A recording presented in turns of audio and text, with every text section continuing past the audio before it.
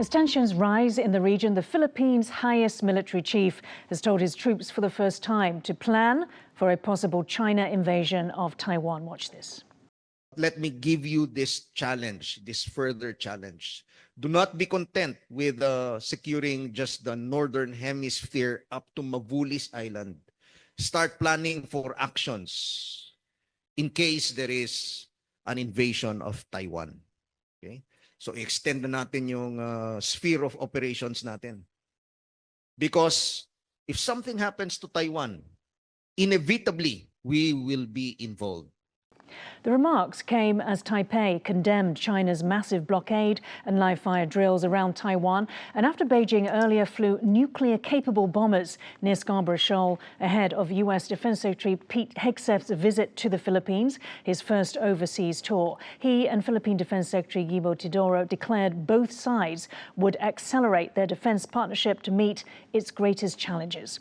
Are we seeing the first signs of Trump's unprecedented shift to the Indo-Pacific? Joining us today are Vincent Chao, DPP Taipei City councilor and former Washington D.C. TECRO political head, and Wang Kai-chun, KMT Department of International Affairs Assistant Director.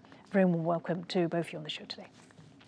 It's the first time that the Philippine Armed Forces has publicly warned about a Chinese invasion of Taiwan.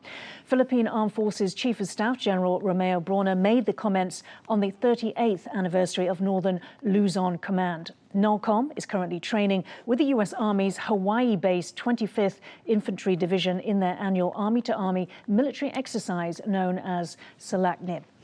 Vincent, let me come to you first. So why is it that the Philippine Armed Forces is being warned to prepare for a Taiwan contingency?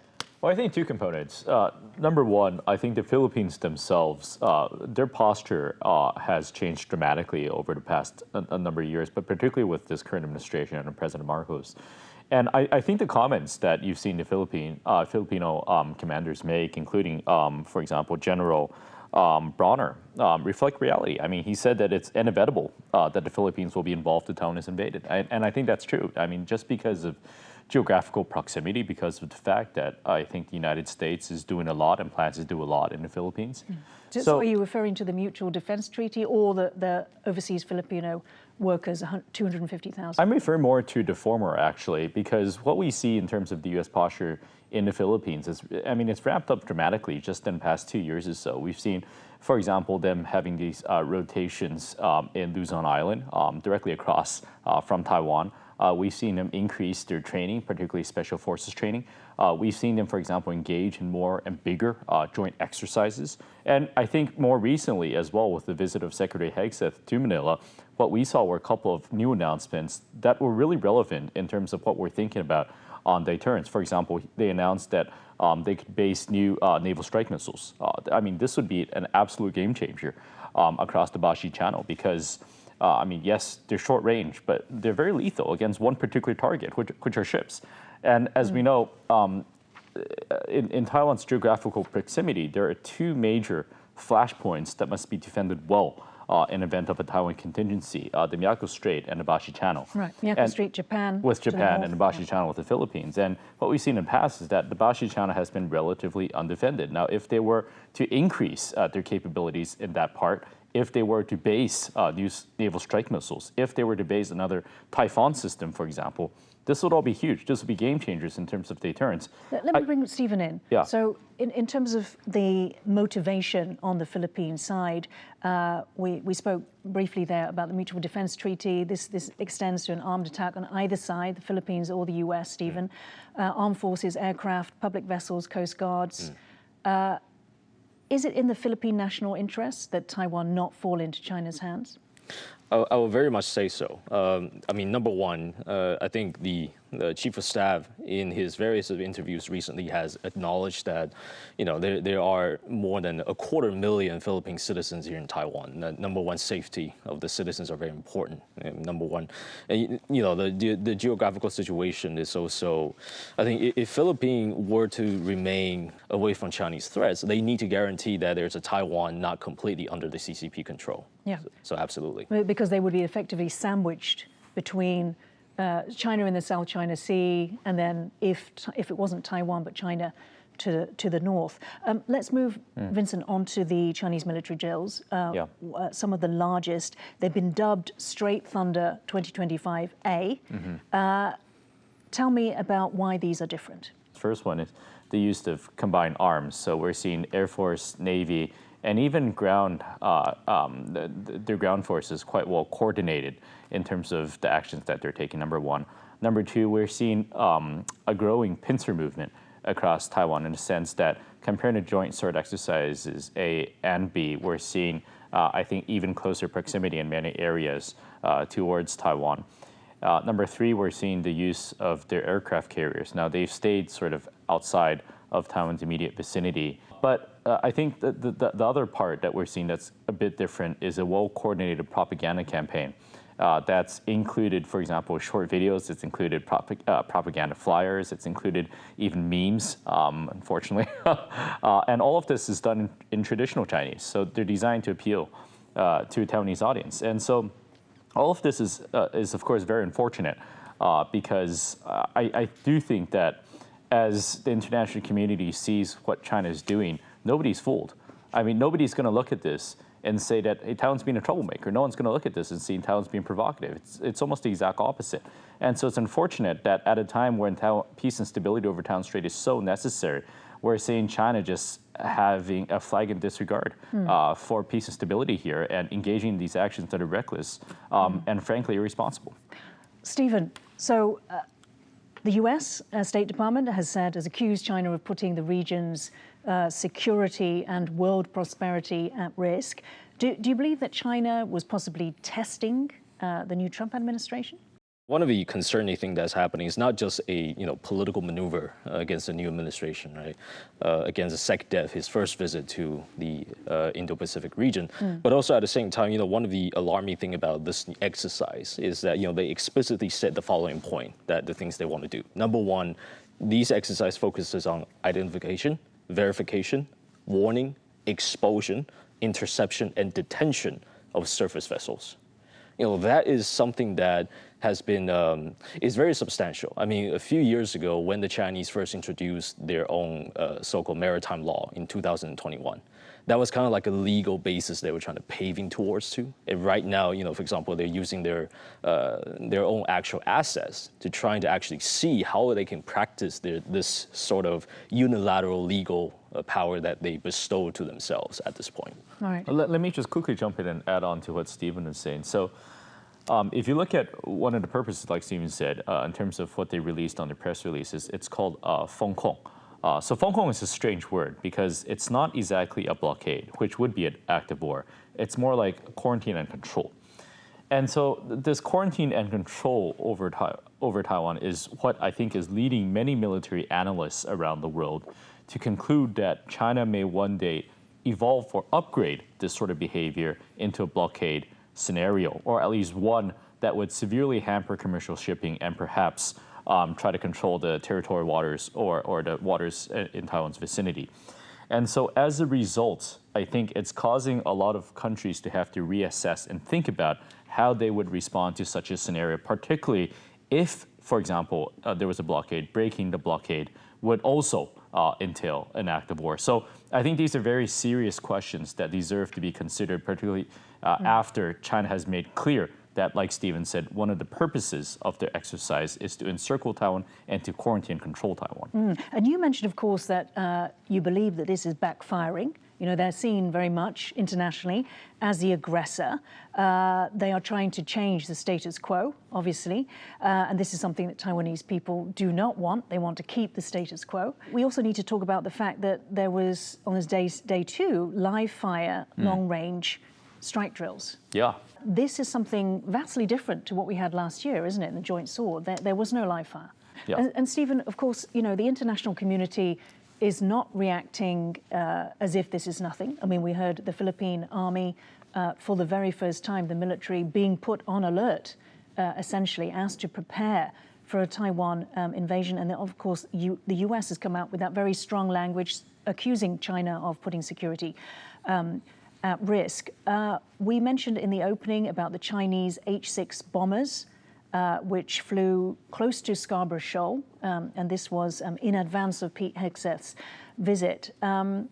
Philippine analysts say that this essentially shows that their cooperation with the US is the right thing to do. It is effective. What's your view on those flights? Well, I mean, first of all, the deployment of these flights are most of the time in this instance a political gesture, but perhaps also at the same time trying to highlight perhaps the existing limitation of the joint U.S.-Philippine A2AD capacity, area access and area denial capacity for the joint capacity for the Philippines and the United States. So I think this is the reason why we see, number one, you got a deployment of NMESIS weapon systems to the locations that are very close to Taiwan, northern parts of Luzon Island, and also at the same time, there's also reportings coming in about deployment of the second wave of Typhoon systems, right? So those are some of the efforts that I think the Philippines and the United States are trying to kind of compensate. And China flying over with a bomber plane, perhaps is trying to highlight the fact that I can still access those regions with my own aerial asset at this point. Now, this year's Balikatan, the Philippines' major military exercise running from April 21st to May 9th, will be a full battle test. The large-scale battle simulation will be designed to test, quote, combined capabilities in highly realistic scenarios on and around Luzon and Palawan. 10,000 US troops and 6,000 Philippine, Australian, Japanese and other troops are expected to take part. Here's Romeo Brawner again from the same press conference. Take a look. We are now testing all of the plans, all of the doctrines, all of the procedures that we have developed in the past years. And this year, we are going to test them. It's very important that we prepare for any eventuality. And earlier, from the Philippine Secretary of Defense, as well as Pete Hegseth. Watch this. We are going to work very closely, not only with our treaty ally, but with other like-minded partners in re-establishing deterrence. This will mean increased interoperational activities, joint exercises, realistic training in a myriad of scenarios to mirror what may be possible in the future, God forbid. However, we must be prepared to answer and to meet and even to deter any possibility in the future for our mutual defense and the defense of freedom and international law. There's a long line of countries in the past who've attempted to test U.S. resolve. We are resolved at this time, at this moment, to work with our partners, to reestablish the warrior ethos, to rebuild our military and reestablish deterrence, and come alongside our allies and partners, first and foremost, in this region. So, Stephen, let me come to you. So, Balikatan's full battle test, we've heard there, highly realistic battle scenarios. What scenarios do you believe they will be practicing? I think the Philippine Armed Forces have realized that, the dynamics have been changing. Back in the days, perhaps a few years ago, they were mostly focusing on trying to use either, transparency or legal procedures to perhaps deter the Chinese from harassing them in the South China Sea region. But now their focuses are also extended towards the direction of Taiwan. So I think they fundamentally is thinking differently when it comes to all the perhaps serious challenges that they will be facing. I think the chief has been very, very straightforward. For example. And of course we heard that there will be the Japanese, the Australian troops, obviously also the US troops. So really, are these the troops that we expect to come into play in a possible Taiwan crisis or South China Sea crisis? I think, along the first island chain, I think a lot of the countries in the Indo-Pacific region that has treaty alliance and relationship with the United States have been, one of the things that they emphasize the most is interoperability. So I think they are trying their best to perhaps prepare for different kinds of scenario. I think they're trying to, at least from the operational level, to see whether or not this is feasible. Okay. Now, Vincent, how does all this contrast to the US stance towards Europe and NATO? I mean, it seems to be a world of difference.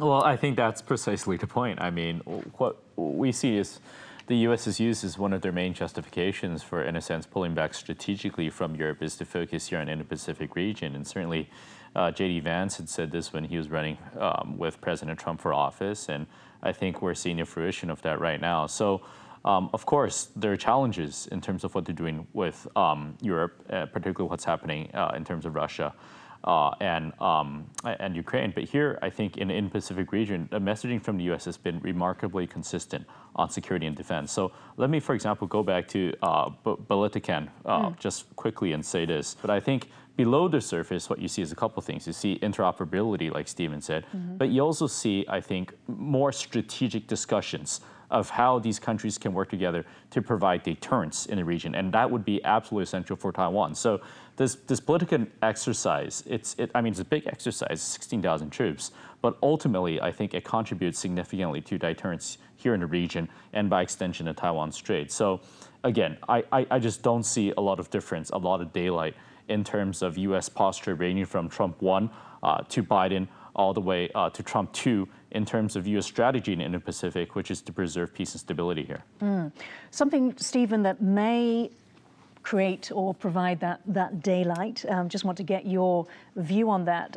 This has significant implications for the Philippines. I want to address the leaked internal U.S. defense memo. This was the one that was reported by Washington Post. It was a memo signed by Pete Hegseth. It's remarkable because it outlines how the U.S. will prioritize Taiwan as well as the U.S. homeland. These two are the main priorities for U.S. defense. And the way that Washington will do that, as we understand, this document was very similar to a Heritage Foundation report from last year, is to strengthen allies, and the Philippines is named in that particular report, and disperse U.S. operating locations. So Manila has already provided 9 EDCA sites, bases to the U.S. military. And now it appears to be, from you both mentioned NMESIS, Typhoon, and also there was the 20 F16s that have been given the green light. That is really helping, appears to be really helping to strengthen Philippines as an ally. How remarkable was that memo to you? Yeah, I think the memo is a clear indication, in terms of the consistent priorities, at least what we're seeing right now for the Trump administration, from basically Vincent had mentioned Trump 1.0, Biden all the way until now. And, I think it is good that the United States have sent out their basically priorities to Taiwan. Vincent, I believe from an earlier conversation that you believe it was a deliberate leak. Why? I believe that a lot of the messaging associated with the document has been deliberate and, in fact, very consistent with what we've been seeing. So I think it's like this. There's a lot of question marks right now because of what's happening on trade and on Europe in terms of the U.S. security commitment, even in this place, in this part of the world. And I think that document served to emphasize that security commitment has not only not changed, it has only deepened following the election of President Trump and certainly the visit of Secretary Hegseth. But there's a major condition to that, and I agree here, that Taiwan must also show resolve. And I thought a part of that message was very strong and designed to be communicated to Taiwan, which is that there's a lot the U.S. can do and will do and has done. But there are also some things that Taiwan must do as well. And I think we're making progress in that respect. I'm not sure if that progress is sufficient as of current, but I think we're making good progress and we will continue to see good progress in that part. Yeah, absolutely. And Stephen, I'd like to get your comments on that too. So obviously if it was a deliberate leak, it would seem to be an attempt to reassure the region, Taiwan, that the Trump administration really does want to engage and to provide security to the region, but obviously Taiwan must do its part.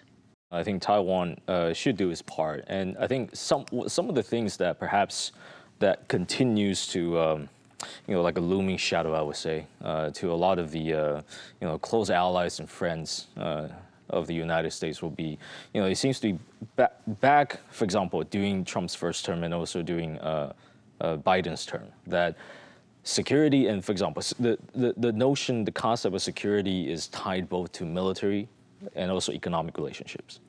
But it seems to be that right now we're seeing there's a fragmentation on that. There's a separation between the two, for example.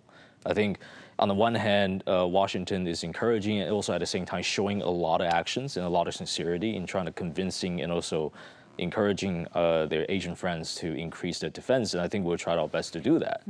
But also at the same time, there is some worry in terms of, for example, the incoming tariffs that perhaps will be somehow universally applied to everybody, not just in the Asian region, right? For example. So I do think capitals in Asia must try very hard to trying to perhaps convey the messages that security as a comprehensive concept, two things must go together. Okay.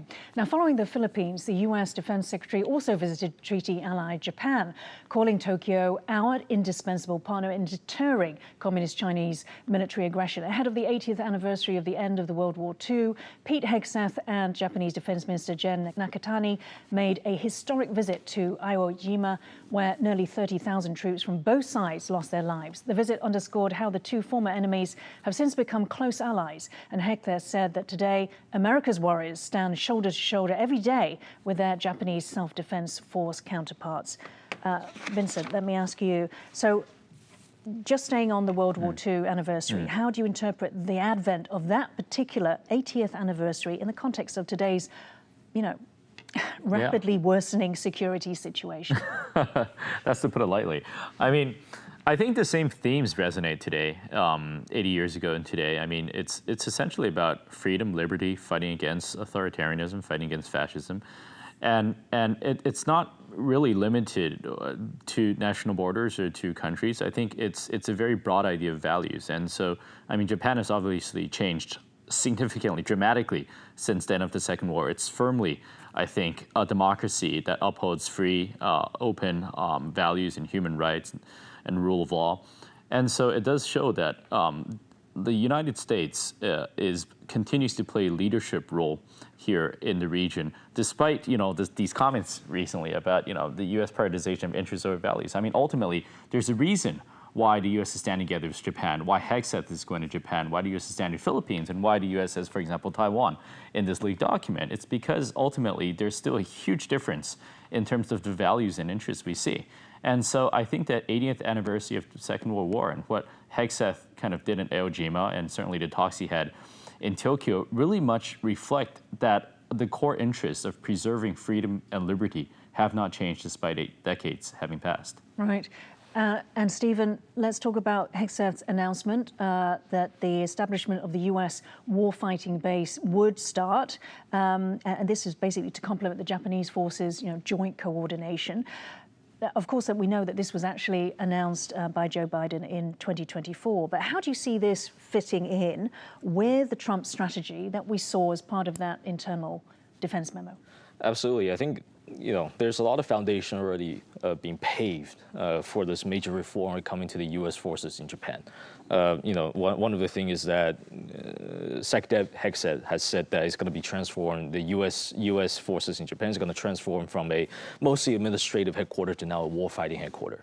And this basically resonates with what, for example, what the Japanese administration, the previous administration has been doing basically is to either, number one, invest in actual capacity, but also number two, change the USA legal wordings about, switching the traditional role between U.S. and Japan from back in the days, Japan was considered as a shield, while the United States was considered as a spear, for example. And then Tokyo started to think about counter-strike capabilities. And so, there's a lot of foundation being paved. I think that has been actualizing for a very long time. This probably ties into the final question, which is why South Korea wasn't visited. I mean, usually on these trips, South Korea would also be a stop on the tour.